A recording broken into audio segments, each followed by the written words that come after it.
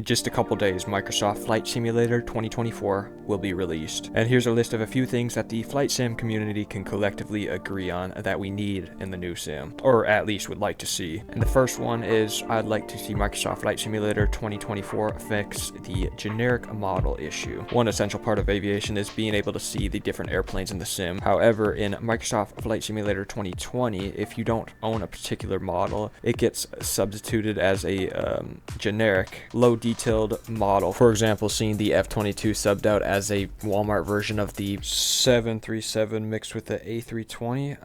I don't even know what that is. It's weird seeing an airliner do barrel rolls. Kind of completely ruins the immersion. Instead, the sim should have low-quality versions of every single type or model of aircraft to represent what other players are flying accurately. This simple change would make the sim much more immersive and visually engaging.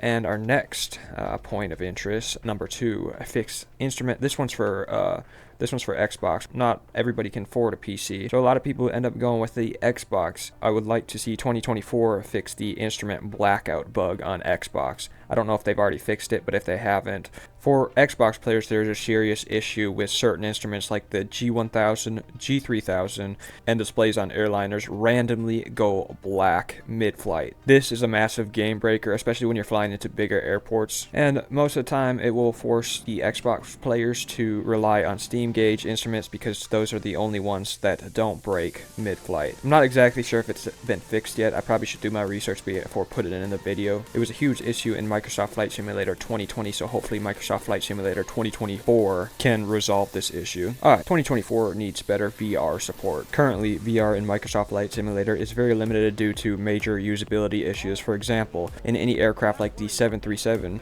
you can't adjust the altitude with this handpiece. This is a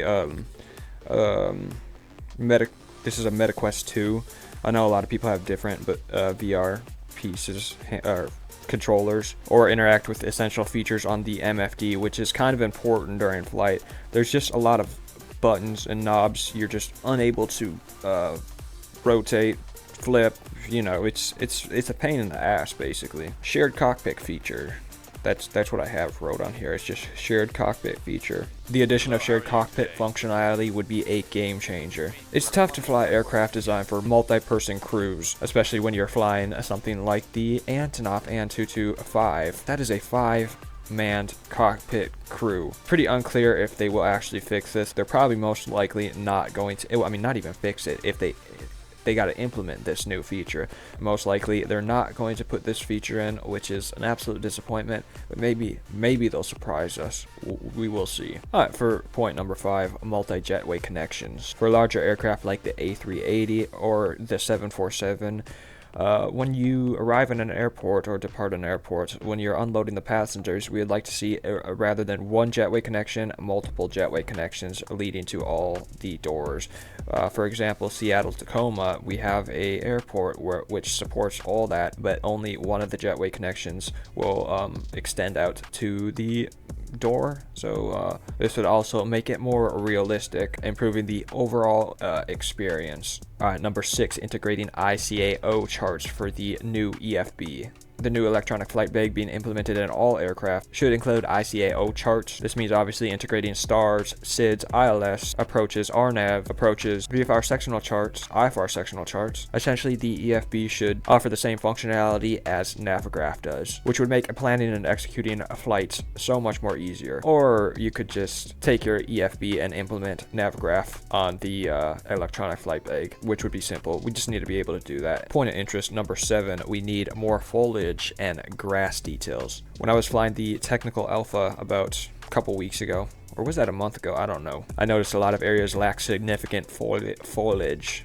however you say that, foliage. A vast stretches of lands felt barren, with only basic textures. Microsoft Flight Simulator 2024 should add more variety, including crops like soybeans, cornfields, wheat fields, hay bales, prairie grass, mowed grass, weeds, tall grass, this would greatly enchant the immersion, especially with the new walk around mode. I love to see more details. They've done a good job, but not good enough in my opinion. Number 8, regionalized buildings. Buildings in Microsoft Flight Simulator often felt generic and out of place. It'd be absolutely amazing if Microsoft Flight Simulator 2024 introduced region-specific building types to match the areas being flown over. For example, Northern USA, Southern USA, Africa, Himalayas should all have architect that reflects the location, and it could be as simple as adding 20 to 30 building types per region. This could make a significant difference for non-photogrammetry areas because they all just look they don't look good. Like, what is this?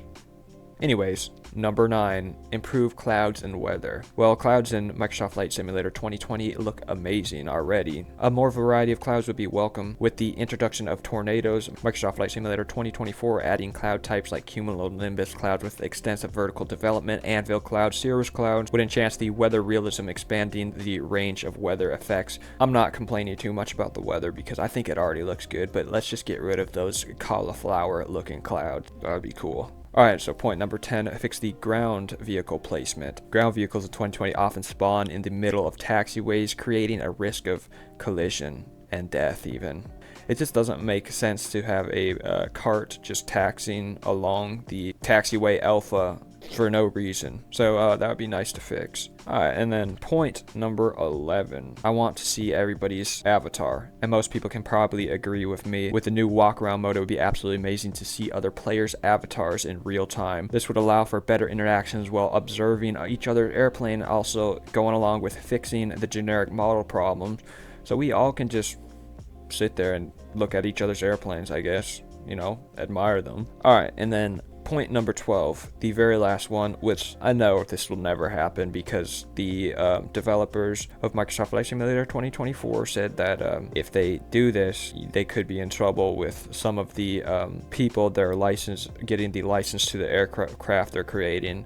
Crash physics. Why not? Why can't we do crash physics? I mean, I just said why we can't, but I mean, it would be so cool if we could just crash our airplanes. Not just crash our airplanes, because most of us take this realistic. Just damage. Damage would be nice. And then an occasional crash here and there, just like X-Plane does. And that is it. Those are some of the things that I want to see improved in Microsoft Flight Simulator 2024. So thank you for watching this video. Let me know in the comments what you guys want to see, and yeah, and just in 2 days from now, Microsoft Flight Simulator 2024 is going to be out, and we're all going to be